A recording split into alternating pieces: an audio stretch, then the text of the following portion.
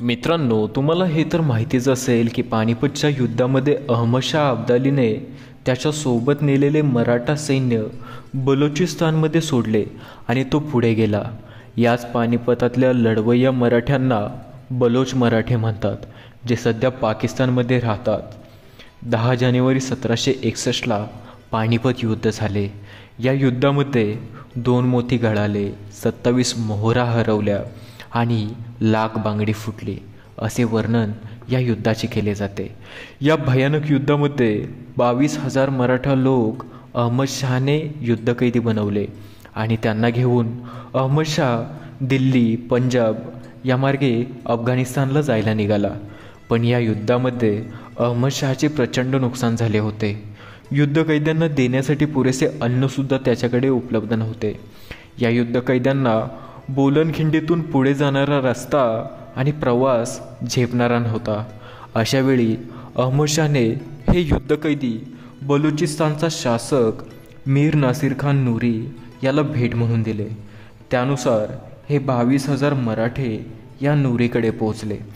पानिपतमध्ये जे सैनिक लढले ते वेगवेगळ्या जाती जमातीचे होते. त्यानुसार या युद्धकैद्यांची विभागणी वेगवेगळ्या जमातींमध्ये करण्यात आली. बुकटी, मर्री, मदारी, रायसोनी, गुरचानी अशा या जमातींमध्ये मराठे विभागले गेले आणि त्यानुसारच बुकटी मराठा, रायसोनी मराठा अशी वेगवेगळी नावे या मराठ्यांना मिळाली.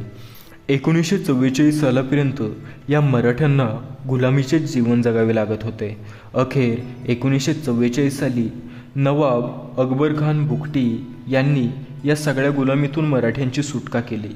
1944 पर्यंत हे मराठे गुलामगिरीचे जीवन जगत होते. एखाद्या बलोच व्यक्तीने जर मराठ्याची हत्या केली तर त्या ठिकाणी गुन्हासुद्धा नोंद होत नव्हता. इतकी खराब अवस्था या मराठ्यांची होती. या जाचक गोष्टी 1944 नंतर बंद झाल्या आणि बलोच मराठे समान हक्क प्राप्त करते झाले. बुकटी मराठ्यांमध्ये साहू मराठा अशी एक जात आहे.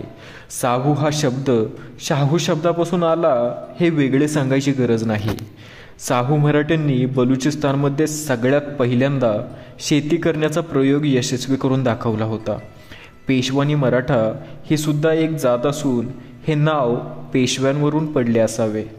साहू मराठे धर्माने मुस्लिम असले तरी लग्नविधी पूर्णपणे मराठ्यांसारख्याच होतात. हळदी, नवरदेवाची अंघोळ, घाणा भरणे या सगळ्या गोष्टी अगदी हुबेहूब पाळल्या जातात. काही मराठी शब्दसुद्धा आजही जसेच्या तसे हे मराठी वापरतात.